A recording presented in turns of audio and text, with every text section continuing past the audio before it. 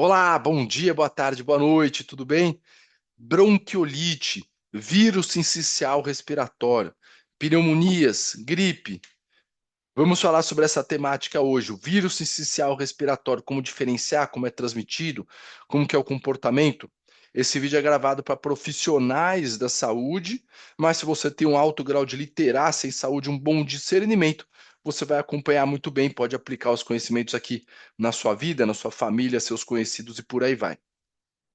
Meu nome é Franco Martins, eu sou médico, pneumologista, tenho uma especialidade em medicina do sono também e atuo na área de vacinas também, junto com algumas atividades com a indústria farmacêutica, com ensino, pesquisa, assistência, atendo pacientes, faço coordenação também na linha hospitalar. Então, gosto de aliar todas essas vertentes aqui para ter um conhecimento mais amplo do ecossistema, né, e poder assim exercer minha missão junto às pessoas e ao ambiente que a gente vive no temática de saúde. Vamos falar então sobre o vírus do respiratório. De um modo geral, uma introdução. Você já ouviu falar desse vírus ou já teve contato com ele com certeza? É aquela, a gente tem, quem conhece bem são os pediatras que observam ali aquela bronquiolite em alto risco nos primeiros meses do bebê, até os 6 meses, até um ano. Eles pegam aquele quadro que ele fica com aquela falta de ar, precisa ser internado, precisa usar corticoide, né? Qualquer coisa que o nariz está escorrendo, né? Nem começa a tossir com 6 meses de idade ali ou antes, a gente já fica ali preocupado. Pô, será que o bebê tem chance de desenvolver um vírus sincicial, alguma coisa assim? E aí ele vai precisar ficar o que era uma vez umas caixinhas transparentes de acrílico para ficar respirando oxigênio, porque a capacidade respiratória reduz bastante.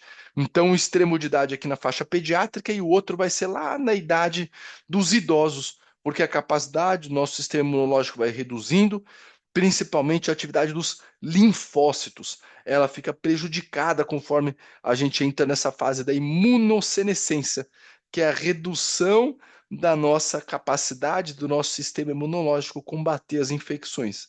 Por isso a gente vai ver mais pessoas acima de 50 anos desenvolvendo doenças infecciosas que antes não tinham. Por exemplo, tem mais pneumonia que causa óbito, tem mais herpes zoster, que é uma doença, uma infecção por um vírus que ela volta a causar aquele cobreiro, pode causar lesões no olho, pode levar, é, predispor a infarto, derrame, AVC, pega vários sistemas do nosso corpo. O próprio gripe, resfriado, isso aí passa mais leve durante a nossa faixa, e quando a gente vai ficando mais idoso, um influenza, que é causador da gripe, aí, pode levar até uma pessoa a óbito, por exemplo, o caso aí do saudoso Silvio Santos, que morreu com uma influenza confirmada.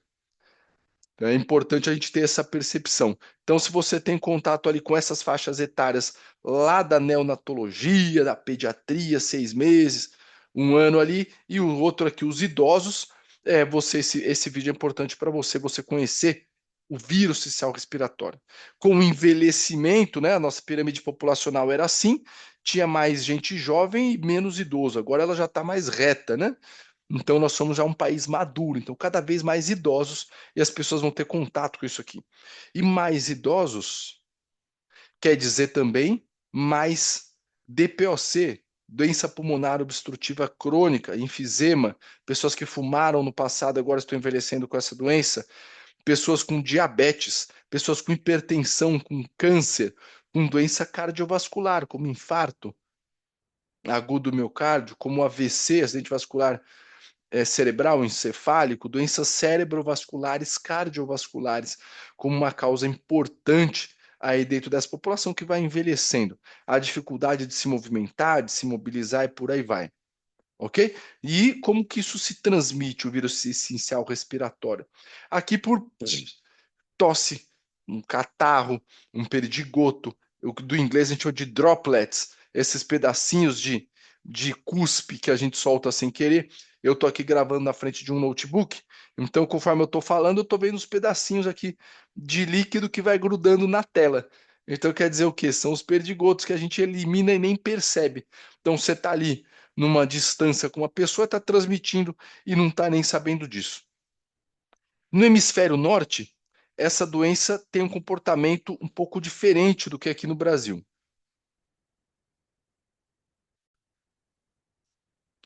Lá em novembro, dezembro, janeiro, ela começa, ela tem o seu pico e depois ela vai caindo. Janeiro, depois fevereiro, março, e já tem bem pouquinho abril e maio. No hemisfério sul, por exemplo, o Brasil, vamos aqui não falar de lá da região do Equador, a região ali amazônica, que isso aí tem um comportamento até diferente. Mas a maioria aqui ela fica normal aqui, ó, setembro, outubro, novembro, janeiro, fevereiro, março, abril, ela já começa a ter seu pico junho, lá em cima e começa a descer em julho. Então ela vai pegar o quê? Vamos dizer assim, o período das férias escolares, de meio de ano, o nosso inverno, é onde mais vão ter casos de vírus cell respiratório. Isso é super importante porque vai juntar com influenza, né, que a gente acabou de falar, que é o da gripe. Então, todas aquelas campanhas de gripe que a gente tem, quando que a campanha de gripe precisa acontecer antes do vírus da gripe chegar. Então, se o vírus da gripe está chegando ali em junho, julho, em maio, junho, precisa antes, lá para março, lá para abril, a gente já ter contato com a vacina para poder se imunizar. Ok? Então entenda que o vírus respiratório vai muito parecido nessa linha. Terceiro ponto, então fizemos uma breve introdução, falamos da sazonalidade, né, que vem do inglês seasonality, que é a temporada, o período que é aquele que o vírus aparece. Agora vamos para o terceiro ponto, que a gente chama de fisiopatologia, ou apresentação clínica do vírus sincicial. Então, primeiro, a pessoa inalou aquilo ali, pegou aonde? Na região do nariz, da via respiratória, e aí ele vai começar o quê? Grudou ali dentro, ele consegue ultrapassar, depender da pessoa, como a gente acabou de falar, vai ultrapassar os mecanismos de defesa do organismo e vai começar a se replicar, a se multiplicar. A gente fala de réplica porque ele sempre copia um igualzinho ao outro, né? Então ele vai se replicar no nosso trato respiratório superior e inferior também até a região dos pulmões. E aí vai começar a apresentar a sua sintomatologia. Então, olha, pegou aqui, ó, aqui é a veia inferior e ele vai se dividir e vai parar lá nos nossos pulmões, olha só. Então ele vai passar por aqui, ó, brônquios e vai se multiplicar ali, se desenvolver, se replicar. E aí, nesse processo que leva alguns dias, 3, 4, 5 dias, às vezes um pouquinho mais, vai começar a apresentar sintomas ou leves. Então, crianças saudáveis, adultos, vai ter ali 4 a 6 dias, infecção do trato respiratório. O que que é isso? É o nariz escorrendo, é a garganta. Pô, tá pegando a minha garganta aqui. Às vezes pode ter um pouquinho de esse sintoma assim desagradável, uma dor no corpo, é uma preguiça, né? Um mal-estar, uma indisposição, dor de cabeça. E em 1 a 2 semanas isso aí deve estar resolvido. A gente pode chamar isso também de um quadro autolimitado, porque ele vem se resolver sozinho. Ok? E aí a gente vai para o outro braço, o quadro grave, que ele vai pegar então aqui pulmões, lobos inferiores, lobo inferior direito, esquerdo, médio, superiores. Ok? Essa é a divisão da anatomia do nosso pulmão. Em quem? Lá nas criancinhas mais jovens, ali para baixo de um ano, adultos com doenças respiratórias, então criancinhas, os bebês, vou chamar de bebês aqui antes de estar caminhando, de estar andando.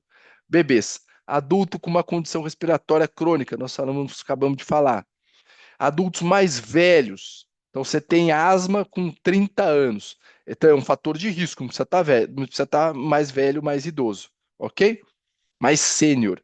E aí a gente vai para imunocomprometidos, câncer, HIV, pessoas que não têm um baço, asplenia, e aí outros problemas que comprometem o uso crônico de corticoides vai dar nesse grupo. E aí alguma semelhança, continua os sintomas iniciais de 4 a 6 dias, e aí começa a ter um quadro já de via respiratória aqui de pulmões, que é tosse, catarro pode ter, dificuldade para respirar, que a gente chama de dispneia, falta de ar, chiado, e aí a pessoa vai desenvolver uma pneumonia, pode afetar a parte cardíaca também, desenvolvendo edema pulmonar, uma dificuldade, uma insuficiência cardíaca, evoluindo também para insuficiência respiratória.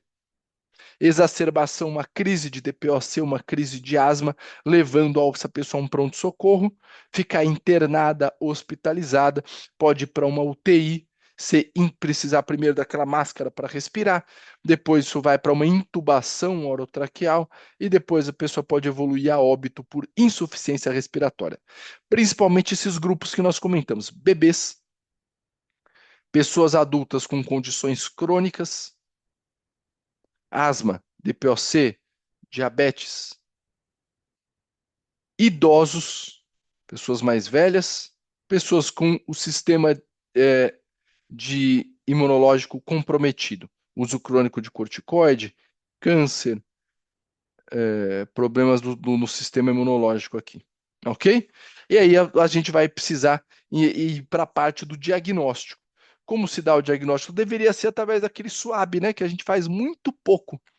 Com certeza você já fez e coloca o canudinho lá no finalzinho aqui, ó, pá, pá, pá, chegou lá no fim do nariz, do seio nasal, lá no pontinho, na faringe, e aí gira ali o canudinho, gira para um lado, gira para o outro, saiu o diagnóstico.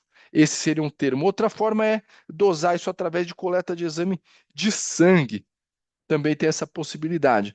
Pensa quantas vezes você já não foi com mal-estar, nariz escorrendo, espirrando, e o médico não falou que era uma virose respiratória e te mandou embora com sintomático. Ou quanto você já não teve aí na sua casa desses quadros aí e teve esses sintomas que eu acabei de falar, isso aí passou, né? Então, muita chance disso aí ter sido também um vírus sincicial respiratório. E aí, e se a gente não faz o diagnóstico, qual que é o problema? A gente não entende qual que é o impacto disso na nossa vida e na própria sociedade. Esse tipo de exame que a gente falou chama real-time reação de polimerase em cadeia, que pode chamar de RT-PCR, e você também pode fazer ali cultura do vírus e por aí vai, né? O médico vai solicitar esse tipo de exame. É muito comum, então, o suave nasal e no sangue a gente pode fazer esse PCR aí, além da dosagem dos antígenos, ok? E aí a gente vai para mais uma etapa, que é o impacto desse vírus nos adultos mais velhos, pessoas mais velhas. Eu vou pegar minha cola aqui porque são muitos números. Olha só, em 2015, não é? Mas os dados podem dizer que está quase a mesma coisa agora, 2024, 25, aproximadamente 1,5 milhão de episódios no mundo, só nos países desenvolvidos, que é onde se faz esses testes diagnósticos, né? E aí a gente vai 190 mil a 600 mil pessoas hospitalizadas por causa disso. Imagina o impacto no sistema de saúde que tem desse vírus. Ou a chance, quantas pessoas pegando essa doença? 5 mil a 51 a 50 mil, 5 a 50 mil pessoas indo a óbito, morrendo por causa dessa doença. E, cara, e a gente não faz os testes. Então, muitos disso aí fica como, pô, pegou uma virose, uma pneumonia, foi internado. Na verdade, não era. Era o vírus céu respiratório. 5 a 50 mil pessoas. Olha como varia esse número, né? Até 50 mil pessoas. Isso em país industrializado, porque se faz os testes, né? Estados Unidos, Europa, né? E olha lá, ó, infecções graves levam a taxas de hospitalizações comparáveis à influenza, né? Quem não lembra da pandemia de influenza que teve em 2009, ali naquele período, né? Então, pô, muita gente que acabou falecendo, tendo um impacto grave na sua vida. Olha só, um impacto financeiro em pessoas acima de 50 anos, esse número que eu estou falando, de 1 bilhão de dólares. Pô, e aqui tem mais ainda, ó. 10% das pessoas que tiveram alta pelo vírus respiratório foram depois viver uma comunidade que tinha num lar de idosos, ou que a gente chama aqui no Brasil, né? É local onde ficam os idosos, pessoas ali que estão vivendo em comunidade. Então, olha só o impacto dessa patologia. A pessoa pega e uma a cada 10 vai voltar ainda poder transmitir para as pessoas, né? E por último desses dados aqui, um negócio meio chato, uma a cada 3 pessoas foi tratada com antibiótico. Recebeu o antibiótico sem precisar.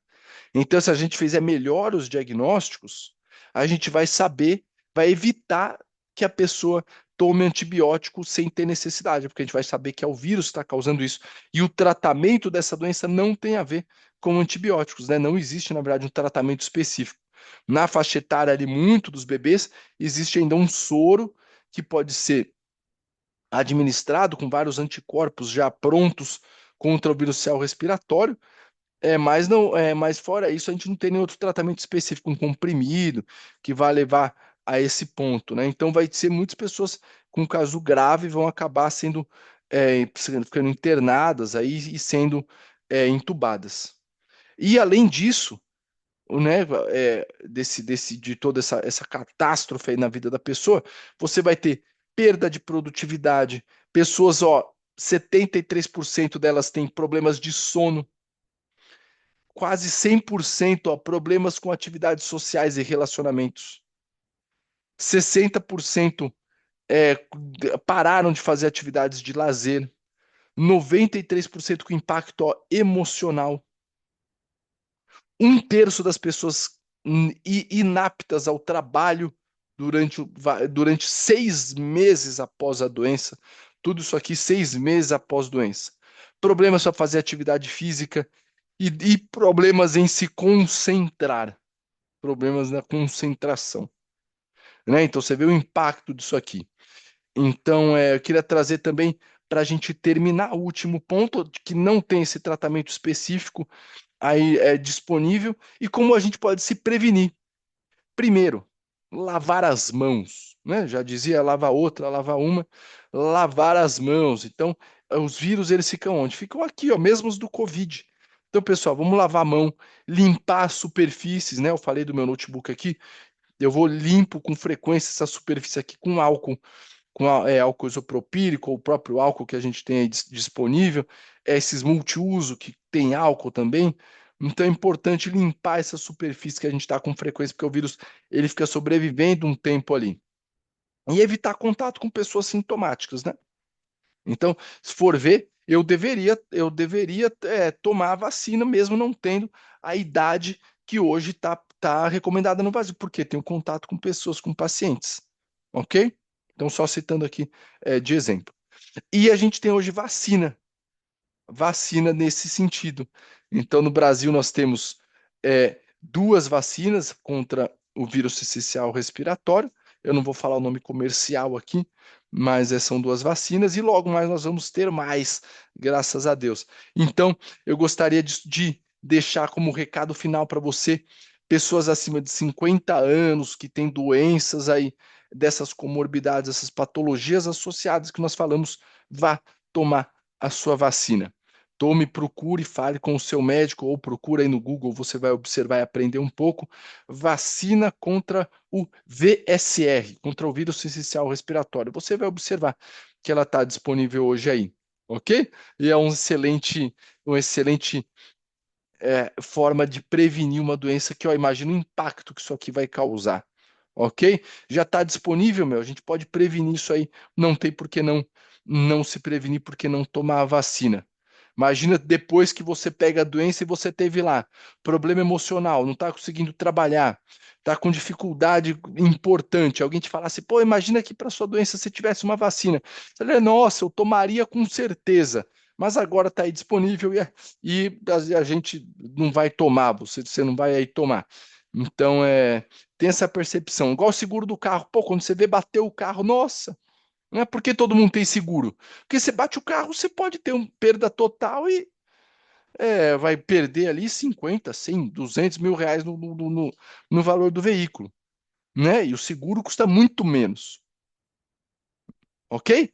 Então, pessoal, dá um like aqui no sininho, deixa o seu comentário, coloque aqui para receber os materiais que a gente vai conversando aí. Eu vou ter o maior prazer de conversar com vocês também lá no Instagram.